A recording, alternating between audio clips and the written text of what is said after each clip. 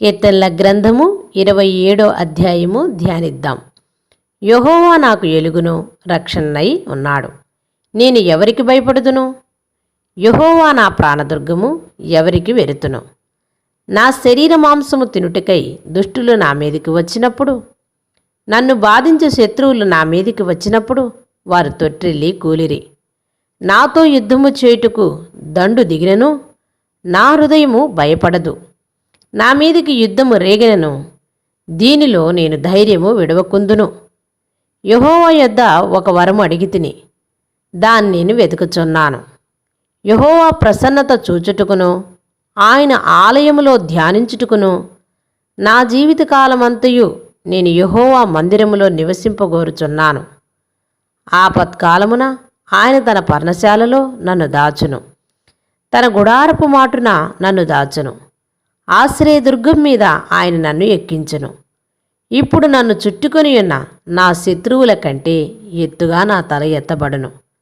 ఆయన గుడారములో నేను ఉత్సాహధ్వని చేయుచు బలులర్పించెదను. నేను పాడెదను, యెహోవాను గురించి స్తుతిగానము చేసెదను. యెహోవా, నేను కంఠధ్వని ఎత్తి నిన్ను ప్రార్థించున్నప్పుడు నా మనవి ఆలకింపుము. కరుణతో నాకు ఉత్తరమిమ్ము. నా సన్నిధిని వెదుకుడని నీవు సెలవియ్యగా, యెహోవా, నీ సన్నిధిని నేను వెదికితినని నా హృదయము నీతో అనెను. నీ ముఖము నాకు దాచకము, కోపము చేత నీ సేవకుని తోలివేయకము.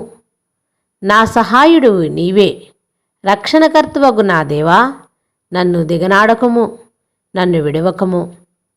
నా తల్లిదండ్రులు నన్ను విడిచినను యెహోవా నన్ను చేరదీయును. యెహోవా, నీ మార్గమును నాకు బోధింపుము. నా కొరకు పొంచియున్న వారిని చూచి సరళమైన మార్గమును నన్ను నడిపింపుము. అబద్ధ సాక్షులను క్రూరత్వమును వెళ్ళగొక్కు వారిని నా మీదకు లేచియున్నారు. నా విరోధులు ఇచ్చుకు నన్ను అప్పగింపకము. సజీవుల దేశమును నేను యెహోవా దయను పొందుదునన్న నమ్మకమును నాకు లేని ఎడల నేనేమవుదును? యెహోవా కొరకు కనిపెట్టుకొని యుండుము. ధైర్యము తెచ్చుకొని నీ హృదయమును నిబ్బరముగా నుంచుకొనుము.